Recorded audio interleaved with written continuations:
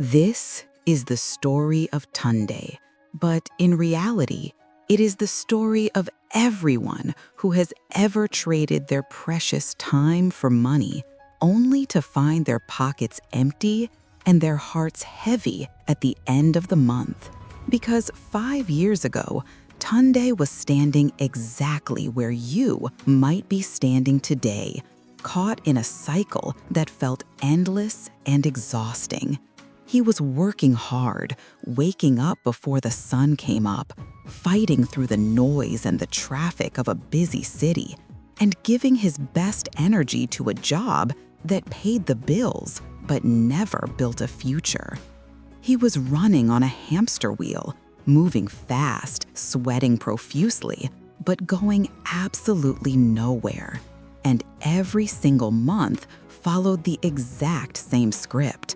The salary would come into his account, and for a brief moment, he would feel a sense of relief, a fleeting moment of happiness. But then, the invisible hands would come out to take it away. The landlord would take his share, which was a large portion of Tunde's sweat and blood. The grocery store would take its share because a man has to eat. The transport system would take its share because he had to get to work to earn the money that he was now spending.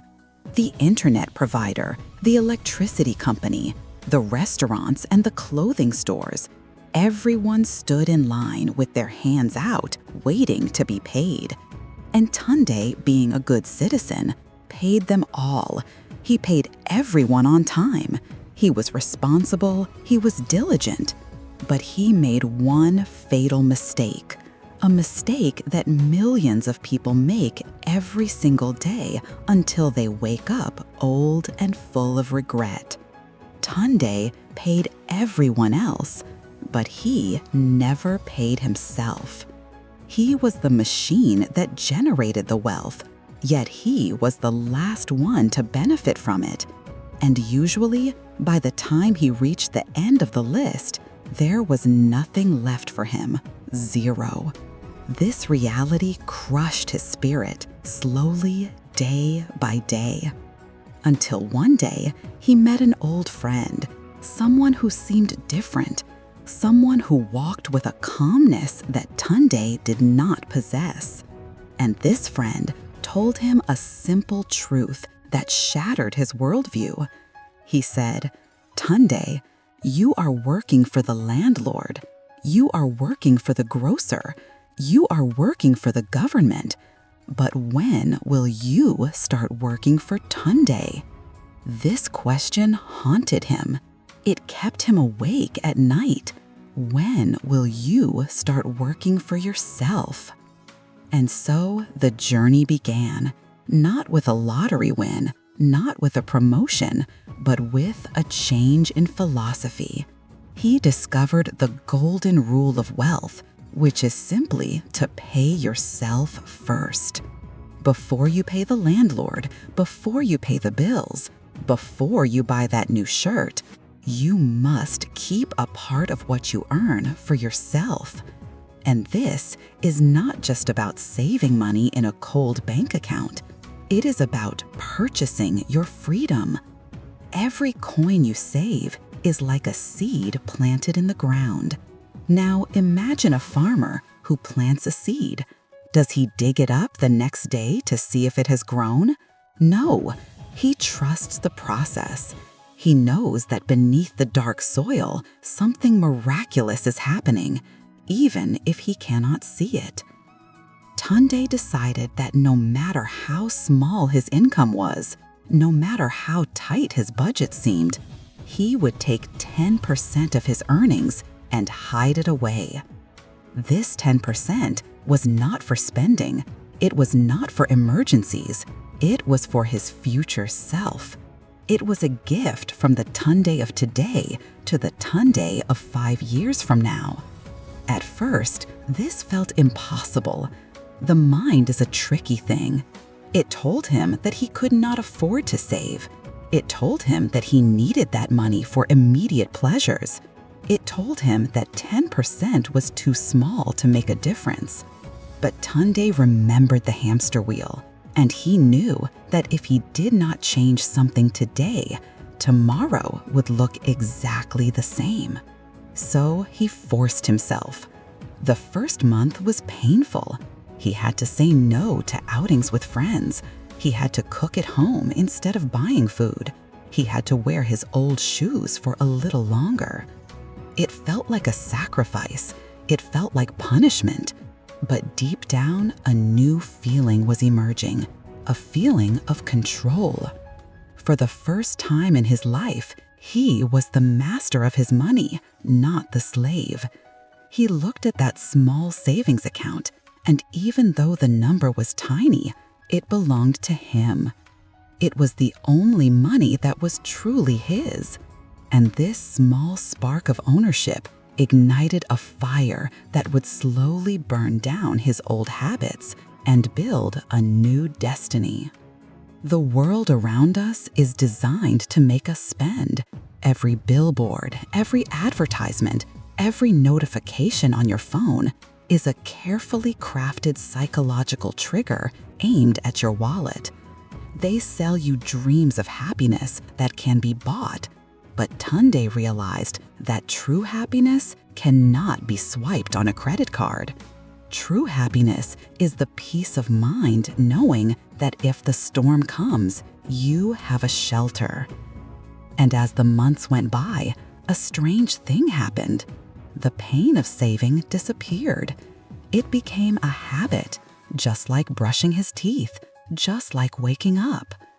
He adjusted his lifestyle to fit the 90% that remained, and he realized that he did not miss the 10% he had locked away. It is a universal law that expenses will always rise to match income unless you forcefully intervene. Tunde had intervened. He had built a dam in the river of his finances, diverting a small stream into a reservoir that was slowly filling up. This reservoir was his fortress. It was his shield against the unpredictability of life. And as he watched the numbers grow, however slowly, he began to understand the power of time.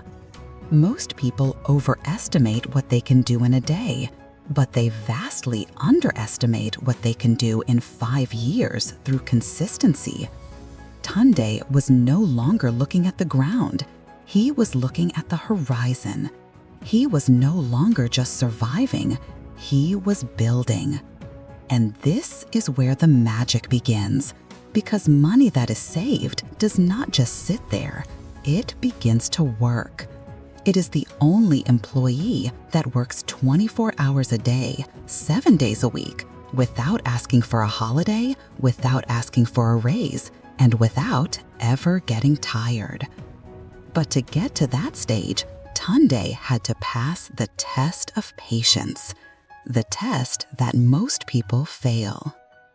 The test of patience is the silent killer of dreams. Because in the early days of building wealth, absolutely nothing seems to be happening. Tunde would look at his account after 6 months, and yes, the balance had grown, but it was not life-changing money. It was not enough to buy a house, it was not enough to quit his job, and the voice of doubt began to whisper in his ear.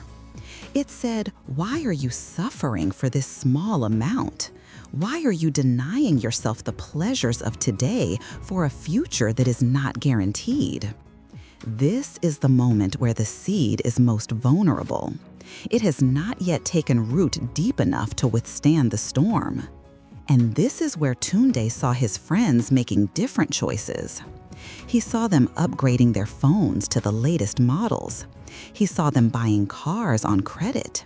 He saw them wearing expensive clothes that screamed success. On the outside, they looked like they were winning. They looked rich. They looked happy. And Tunde felt a pang of jealousy. He felt like he was falling behind.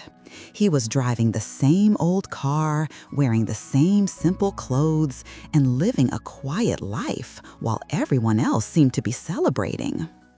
But what Tunde did not see was the invisible chains that were wrapping around his friends. He saw their spending, but he did not see their debt. He did not see the sleepless nights they spent worrying about how to pay for the lifestyle they were displaying to the world. They were not owning their things were owning them. They were prisoners of their own image. It was a difficult realization, but Tunde understood that there is a massive difference between looking rich and being wealthy. Looking rich is easy. It just requires a credit card and a lack of self-control. Being wealthy is hard. It requires discipline and the ability to delay gratification. Tunde had to make a choice. Would he play the status game or would he play the wealth game? The status game is a race that never ends because there will always be a newer phone, a faster car, a bigger house, and if your self-worth is tied to these objects, you will be running forever. The wealth game is different. The goal of the wealth game is not to impress strangers. It is to buy your freedom. Tunde realized that every time he spent money on something he did not need, he was not just spending currency, he was spending his life. He calculated how many hours he had to work to pay for that new pair of shoes. Was it worth 3 days of his life sitting in an office he disliked just to impress people he didn't even like? The answer was always no. This shift in perspective was his shield. When the temptation to spend came, and it came often, he would ask himself, is this purchase bringing me freedom or is it building me a cage? Most of the time, it was a cage. And so he embraced the boredom, because the truth that no one tells you is that building wealth is incredibly boring. It is not like the movies with fast cars and high stakes. It is waking up every day, going to work, earning money, and quietly moving a portion of it aside. It is repetitive. It is unglamorous. But it is this boredom that builds the foundation of an empire. As the first year turned into the second year, the magic of habit took over. The struggle became less intense. Tunde stopped looking at what others were doing. He stopped comparing his chapter 2 to someone else's chapter 20. He focused entirely on his own lane. And something remarkable started to happen within his own mind. He began to find joy, not in spending, but in seeing his security grow. He realized that money in the bank is like stored energy. It is potential waiting to be unleashed. It gave him a confidence that he carried into his workplace. When you are living paycheck to paycheck, you are terrified of losing your job because you are 1 month away from disaster. You tolerate disrespect, you accept bad conditions because you have no choice. But Tunde now had a cushion. He had 3 months of expenses saved up, then 6 months. He walked taller, he spoke more clearly. He was not desperate, and people can smell desperation. Because he was not desperate, opportunity started to find him. It is a strange paradox of life that money flows to those who need it least. When you chase money out of fear, it runs away. But when you build a home for it out of discipline, it comes and stays. Tunde was becoming a magnet, not because of magic, but because he had changed his vibration from scarcity to abundance. He was no longer a victim of his circumstances. He was the architect of his future. But he was about to discover that saving was only the first step. To truly break free, he needed to learn how to make his money multiply. He needed to understand the 8th wonder of the world. The 8th wonder of the world is what Albert Einstein supposedly called compound interest, saying that he who understands it earns it, and he who doesn't pays it. For the first 2 years, Tunde was just a saver. He was piling up cash in a low-interest savings account. It was safe, it was secure, but it was lazy. His money was sleeping. And while it slept, inflation was like a thief in the night, slowly eroding its value. The cost of bread was going up, the cost of fuel was rising, and his money was sitting still, which meant, in real terms, he was actually losing wealth. Tunde realized that saving alone was not enough. Saving is defensive. It protects you from falling, but investing is offensive. It helps you to climb. He had to wake his money up. He had to send it to work. But Tunde was afraid. He had heard stories of people losing everything in the stock market. He had heard of scams and crashes. The fear of loss paralyzed him. But then he remembered the fear of regret. Did he want to work until he was 80 years old simply because he was too afraid to take a calculated risk? He realized that the biggest risk of all is taking no risk.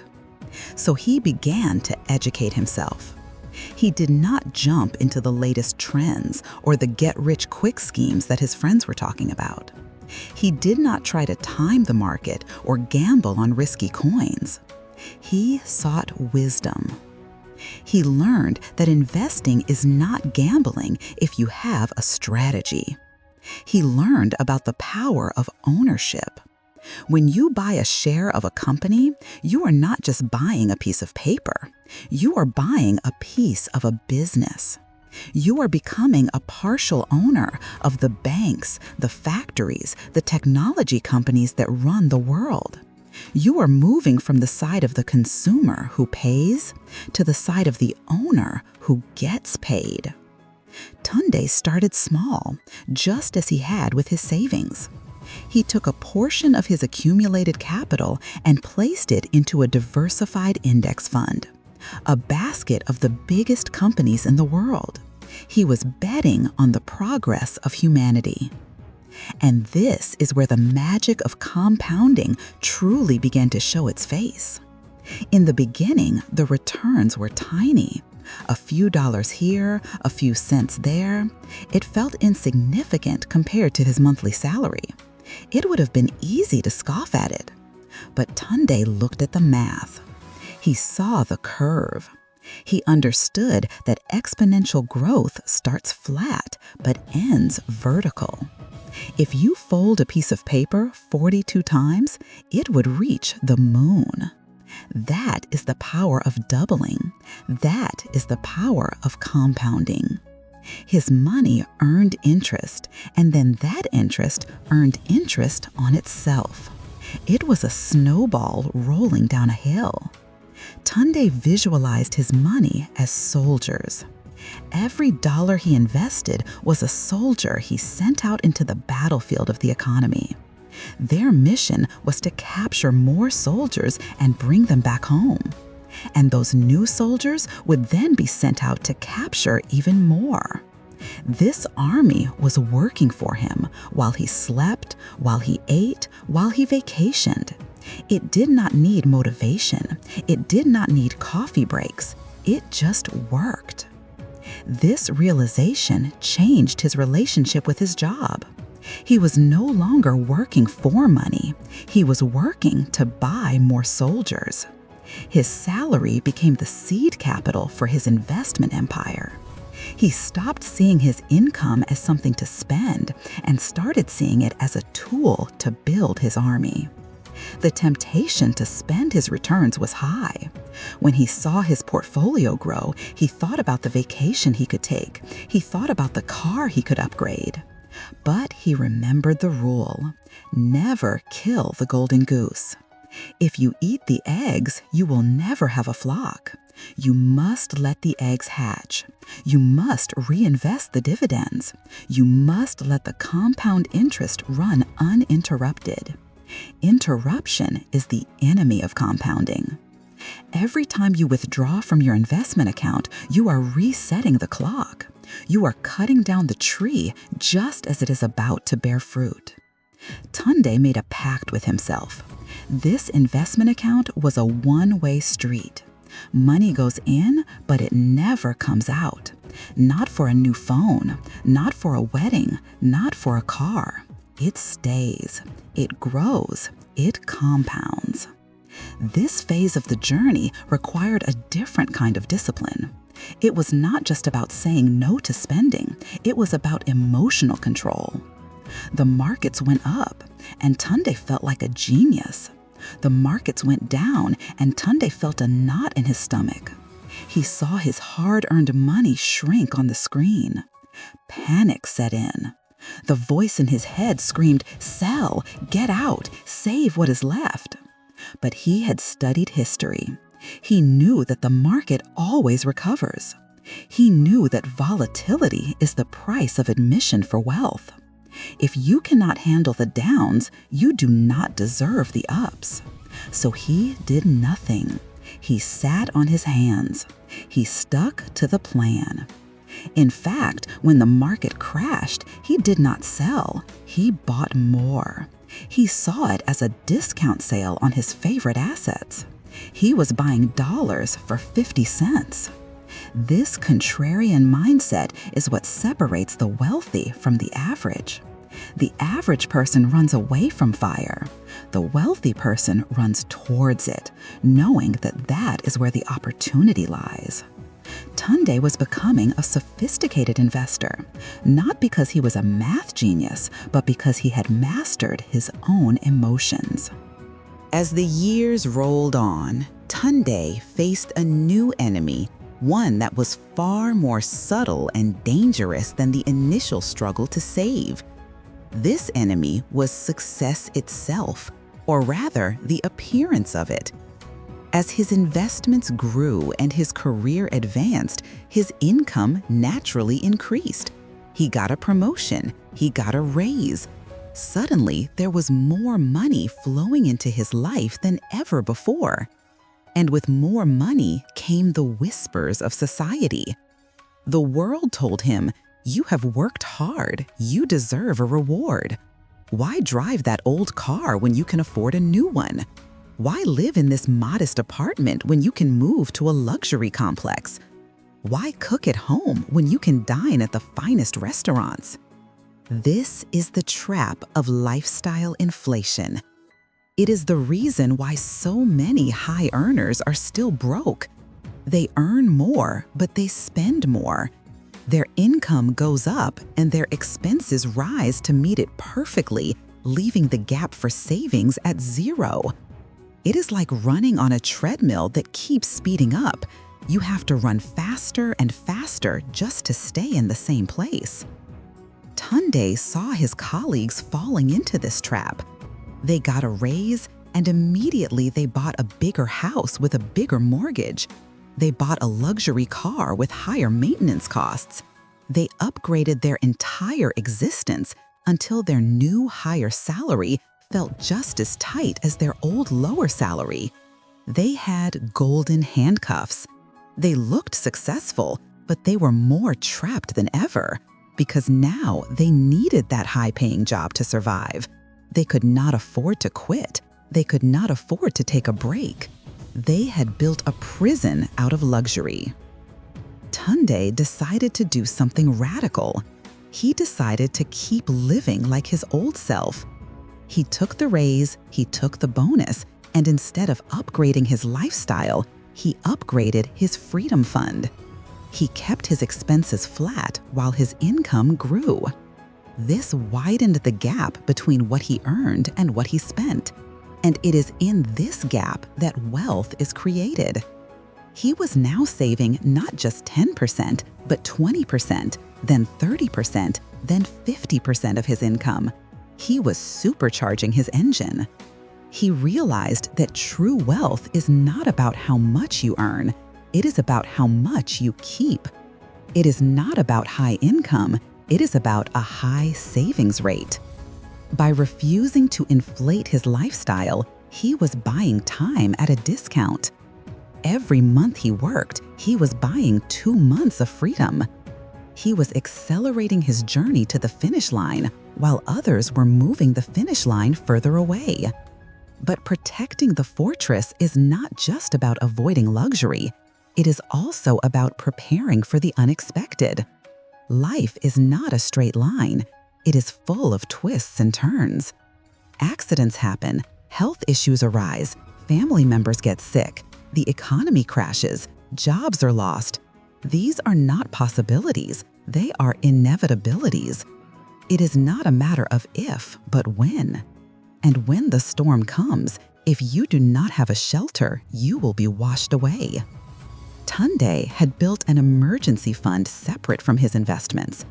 This was cash sitting in a boring, safe account, doing nothing but giving him peace of mind. People told him he was foolish. They said cash is trash, invest it, put it in the market, make it work. But Tunde knew that liquidity is a survival tool.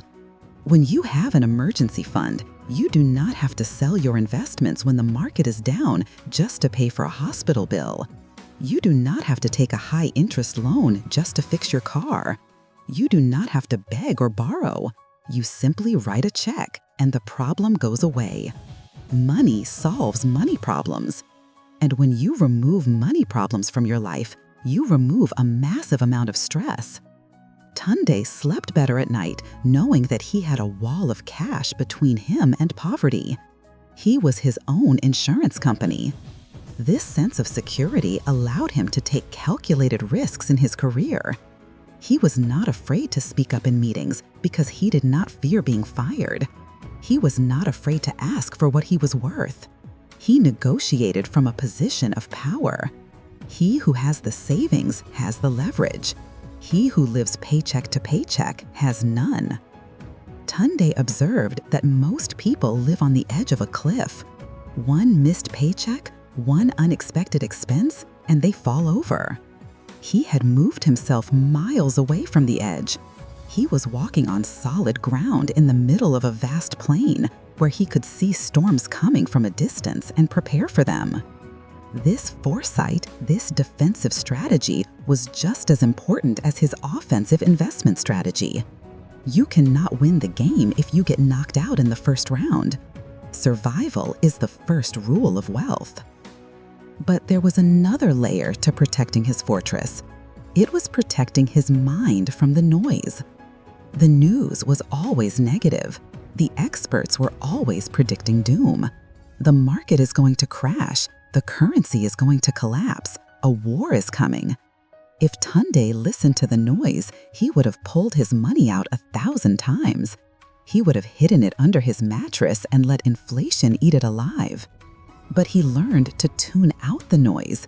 He focused on the long-term data, not the short-term headlines. He understood that optimism is the only realistic strategy for the long-term investor. Because despite all the wars, despite all the crashes, despite all the pandemics, humanity has always moved forward. Innovation continues, productivity increases, businesses grow. Betting against human progress has always been a losing bet. Tunde was betting on the resilience of the human spirit. He kept his head down, he kept his contributions automatic, and he let time do the heavy lifting. He protected his seed from the birds of fear and doubt.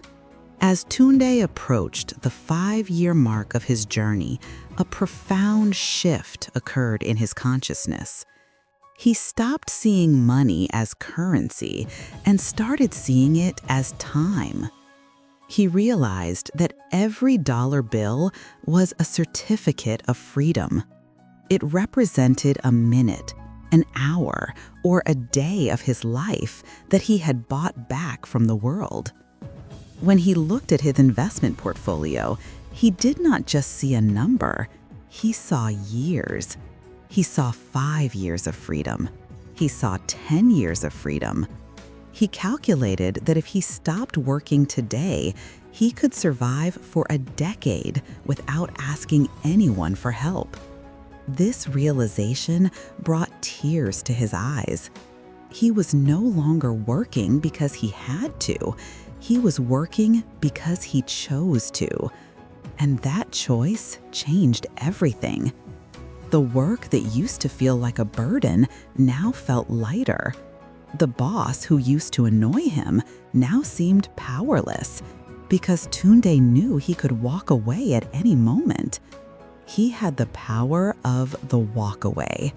This is the ultimate power in any negotiation, in any relationship, and in life itself. When you do not need anything from anyone, you become dangerous in the best possible way. You become authentic. You speak your truth. You live by your values. You are no longer dancing to someone else's tune. Tunde had bought his dignity back.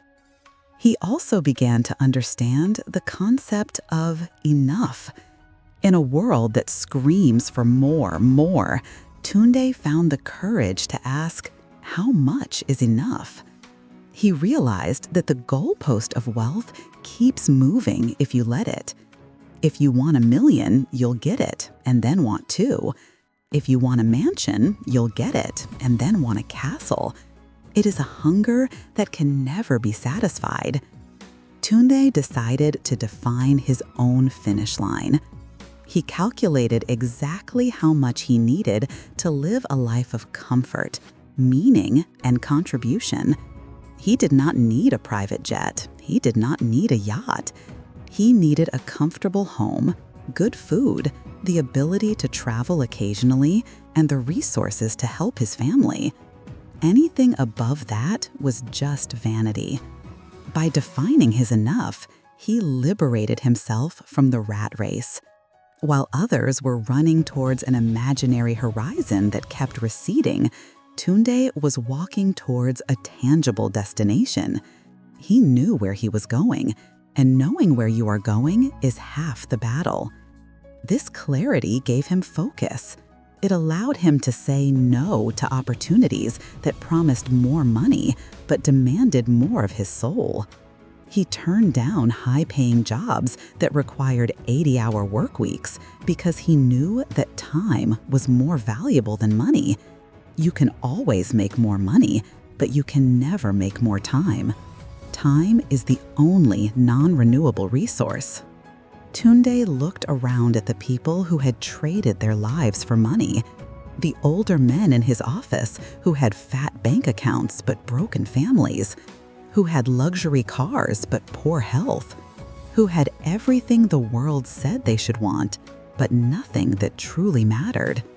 They had won the game of money, but lost the game of life. Tunde promised himself he would not be one of them. He was building wealth not to hoard it, but to use it as a tool to design a life he did not need a vacation from. He started to invest in his health because a healthy body is the vessel that carries you through life. He invested in his relationships because loneliness is the greatest poverty. He invested in his mind because knowledge is the only asset that cannot be taken away from you. He realized that true wealth is holistic. It is financial health, physical health, and mental health. If one pillar falls, the whole structure collapses. So his definition of portfolio expanded. It was not just stocks and bonds. It was gym sessions, it was books, it was dinner with friends, it was meditation. These were all deposits into the bank of a good life. And the dividends were paid in happiness, energy, and love. He also discovered the joy of giving. For years, he had been in accumulation mode, gathering and protecting his resources. But as his cup started to overflow, he realized that the hand that is closed cannot receive. He started to give back, not huge amounts, but meaningful amounts. He helped a younger cousin with school fees. He supported a local charity. He bought a meal for a stranger. And he found that this giving gave him a sense of abundance that no bank balance ever could. It signaled to his subconscious mind that he had enough, that he was safe, that he was blessed. And this feeling of abundance attracted even more abundance. It was a virtuous cycle. The more he gave, the richer he felt. And the richer he felt, the more opportunities flowed his way. He understood that money is like water. It must flow. If you hoard it and stop the flow, it becomes stagnant and toxic. But if you let it flow through you, directing it towards good things, it brings life to everything it touches. Tunde had become a conduit of wealth, not just a container. He was a river, not a reservoir. And so we arrive at the present day. 5 years have passed since Tunde made that small, seemingly insignificant decision to pay himself first. The world has changed. Governments have changed. Economies have fluctuated.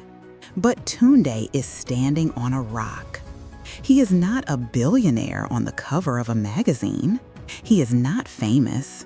If you saw him on the street, you would not know his story. He looks like an ordinary man, but he carries a secret power. He carries the power of options. Today, Tunde walks into his office not because he is terrified of eviction, but because he chooses to be there. And if he stops enjoying it, he can leave. He has enough passive income from his investments to cover his basic needs. He has reached what is called lean financial independence. He is free. The chains are broken. The anxiety that used to sit on his chest every Sunday evening thinking about Monday morning is gone. It has been replaced by a sense of calm purpose. He looks back at the Tunde of 5 years ago, that scared, confused young man, and he whispers a quiet thank you. Thank you. Thank you for the discipline. Thank you for the sacrifice. Thank you for choosing the hard path when the easy path was so tempting. He realizes that he is the beneficiary of his own past actions. He is living in the house that his younger self built. Now I want you to close your eyes for a moment. Yes, you listening to this. I want you to imagine your life 5 years from today. It is coming, whether you like it or not. The clock is ticking. The pages of the calendar are turning. 5 years will pass. The only question is, who will you be when you arrive there? Will you be standing in the exact same place, fighting the exact same battles, worried about the exact same bills? Or will you be standing where Tunde is standing? The choice is not made in the future. The choice is made right now, in this very moment. You do not need a massive salary to start. You do not need to be an expert. You just need to be brave enough to start small. If you cannot save 10%, save 5. If you cannot save 5, save 1. Break the cycle of consumption. Draw a line in the sand and say, enough is enough. Today, I reclaim my financial destiny. Today, I become the CEO of my own life. It will be hard. Your friends might laugh at you. Your ego might hurt when you cannot buy the latest toy. But remember why you are doing it. You are doing it for freedom. You are doing it for your family. You are doing it for the person looking back at you in the mirror. Do not underestimate the power of starting. The journey of 1,000 miles begins with a single step, but you must take that step. Do not wait for the perfect moment. The perfect moment does not exist. The best time to plant a tree was 20 years ago. The second best time is now. Start today. Open that account. Set up that automatic transfer. Make it automatic so you do not have to rely on willpower. Willpower fails, but systems work. Build a system that forces you to save. Pay yourself first and let the rest of the world fight over what is left. You deserve to keep a part of your labor. You deserve to have peace of mind. You deserve to be free. The path has been laid out before you. The map is in your hands. Tunde has shown you that it is possible. He was not special. He was not lucky. He was just consistent. And consistency is the superpower of the ordinary man. Be consistent. Be patient. Be disciplined. And I promise you, 5 years from now, you will look back at this moment as the turning point of your life. You will look back and say, that was the day everything changed. This is not just about money. It never was. It is about character. It is about taking responsibility for your existence. When you master your money, you master yourself. And when you master yourself, there is nothing in this world that you cannot achieve. So go forth, plant your seeds, water them with patience, protect them with discipline, and watch as your forest grows. Your future self is waiting for you at the finish line, cheering you on, waiting to hand you the keys to your freedom. Do not keep him waiting. Start now. Pay yourself first and live the life you were meant to live. Thank you for listening. Now that we have walked the path of Tunde and understood the principles of wealth, let us take a moment to integrate this knowledge into our very being. Knowledge is only potential power until it is internalized and acted upon. So wherever you are right now, whether you are sitting in a chair, lying in bed, or walking, I invite you to take a deep breath. Inhale slowly, counting to 4. Hold it, and exhale slowly, releasing any tension, any anxiety, and any limiting beliefs you have about money. Let us do this one more time. Inhale deeply, drawing in abundance and possibility. Hold it, and exhale, releasing scarcity and fear. You are safe. You are capable. You are worthy of wealth. Listen to these truths and let them sink into your subconscious mind.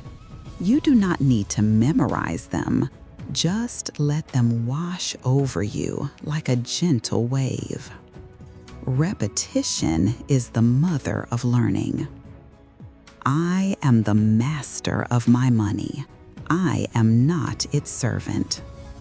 I respect my time, and therefore I respect the money I earn. Every dollar I save is a soldier fighting for my freedom. I pay myself first because I value my future self more than temporary pleasures. I am patient. I understand that great things take time to build. I do not compare my journey to others. I am focused on my own path. I attract wealth by becoming a person of discipline and character. My emergency fund is my shield, and my investments are my sword.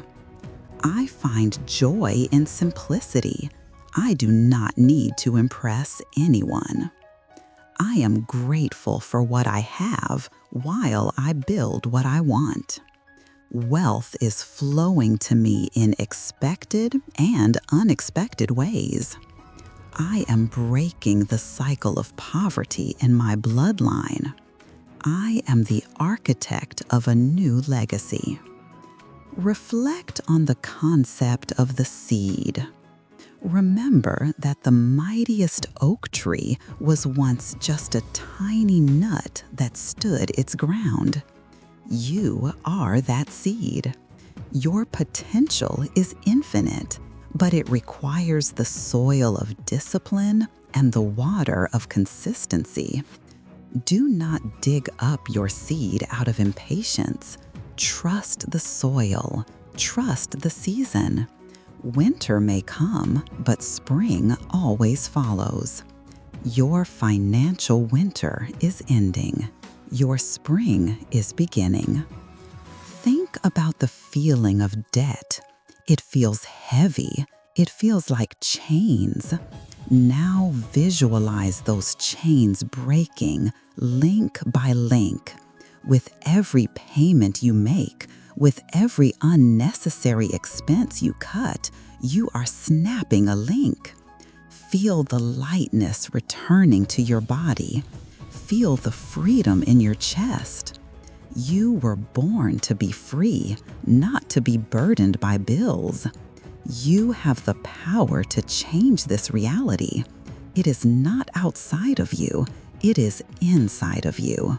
It starts with a decision you have already made, simply by being here and listening to this. Let go of the mistakes of the past. Forgive your younger self for the money wasted. Forgive yourself for the opportunities missed. Guilt is a heavy bag that slows you down. Drop it. You are starting fresh from this moment. The past does not equal the future. You are wiser now. You are stronger now. You are ready now. As you move forward from this experience, carry this calmness with you. When the urge to impulse arises, pause and breathe. Ask yourself, does this align with my freedom? When the fear of the market arises, pause and breathe. Remind yourself that you are playing the long game. You are steady. You are unshakable. You are building a fortress that will stand the test of time. Take one final deep breath in, filling your lungs with confidence, and exhale completely. You are ready. The journey has begun. Stay the course. Pay yourself first, and watch as your life transforms. Now that we have traveled through the philosophy and the mindset, you might have practical questions swirling in your mind. How do I actually start? What if my salary is too small? What if I am in debt? Let us address these real-world challenges head-on, because the devil is in the details. Tunde's story is inspiring, but your reality is where the work happens. Question 1. My income is barely enough to survive. How can I possibly save 10%? This is the most common mental block. It feels like you are squeezing water from a stone. But here is the hard truth. If you cannot live on 100% of your income, you will not be able to live on 110% either. The problem is rarely just the income, it is the structure. If you earn very little, start with 1%. Yes, just 1. For every $100 you earn, save $1. It seems pointless, but you are not saving for the money. You are saving to build the habit. The habit is more important than the amount. Once you can survive on 99%, increase it to 2%, then 3%. You will be shocked at how adaptable human beings are. You will find a way to make it work. Question 2. I have debt. Should I save or pay off debt first? Debt is a bleeding wound. You must stop the bleeding. However, you cannot walk into battle without a shield. Before you attack your debt aggressively, build a tiny emergency fund, maybe just 1 month of expenses. Why? Because if you put all your money into debt and then your car breaks down, you will be forced to borrow again, and the cycle continues. Build a small wall of cash first. Then attack your high-interest debt with fury. Treat it like an emergency. Sell things you do not need. Work extra hours. Get that debt off your back so you can start building your own wealth instead of the bank's wealth. Question 3. Where should I put this savings? In a box under my bed? No. If it is under your bed, it is too easy to reach, and inflation will eat it. You need friction. Open a separate bank account at a different bank than your main one. Do not get a debit card for it. Do not download the app on your phone. Make it hard to access. Out of sight, out of mind. For your investments, look for low-cost index funds or standard mutual funds in your country. Do not look for the needle in the haystack.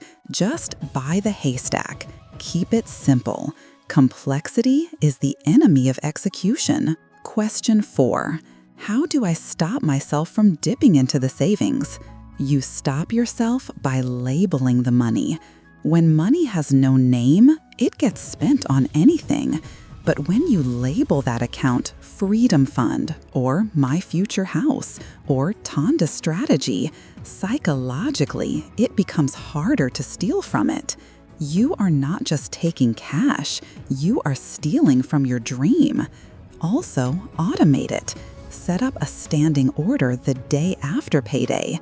If the money moves before you wake up, you can't spend it. Question 5. What if I fail 1 month?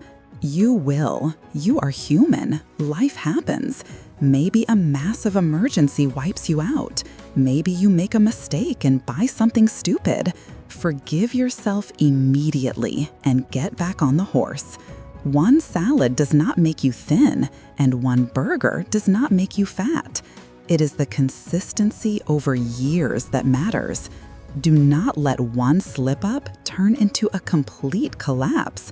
Just start again the next month. Question 6. Is it too late for me? I am 40, I am 50. The best time to start was 20 years ago. We know this. But you are still breathing. You still have years ahead of you. You might have to run a little faster. You might have to save 20% instead of 10%. But you can still drastically improve the quality of your later years.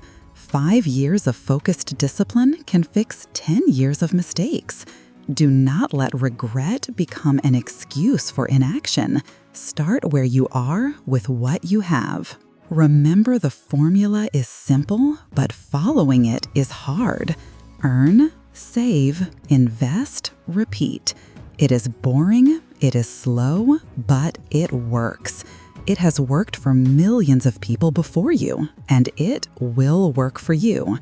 Do not look for a secret shortcut. The shortcut is the trap. The long road is the only road. Now, go and set up that transfer. Your future self is watching. We have spoken at length about the defense, protecting your money, and saving your money. But now we must switch gears to the offense. We must talk about the shovel. Imagine you are digging a hole for a swimming pool. If you use a spoon, it will take you a lifetime, no matter how hard you work. If you use a shovel, it goes faster. But if you use an excavator, you can finish the job in an afternoon. Your income is your shovel. Tunde did not become wealthy just by saving pennies from a minimum wage salary forever. He realized that to speed up the process, he needed to increase the size of his shovel. He needed to earn more. There is a dangerous myth that says you are paid for your time. This is false. You are not paid for your time. You are paid for the value you bring to the marketplace during that time. A janitor and a brain surgeon both work an hour, but the surgeon is paid 50 times more. Why? Is the surgeon a better human being? No. It is because the surgeon solves a more difficult problem. He brings more value. Tunde understood that if he wanted to save more, he had to earn more. And to earn more, he had to become more. He stopped asking, "How can I get a raise?" and started asking, "How can I become more valuable?" This led him to the concept of self-investment. We talked about investing in stocks and bonds, but the highest return on investment you will ever get is investing in yourself. Tunde took a portion of his time to learn new skills. He read books on negotiation. He took an online course on management. He learned how to use the new software that the older guys in the office were afraid of. He became the go-to guy. When you solve problems for your employer, you become indispensable. And when you are indispensable, you have leverage. Tunde did not wait for opportunities. He created them by upgrading his software. His brain was the asset that printed the money. If you are listening to this and you feel stuck at a low income, understand that your current income is simply a reflection of the skills you currently offer. If you want to change the output, you must change the input. You cannot expect a CEO salary with entry-level skills. Dedicate 1 hour a day to learning.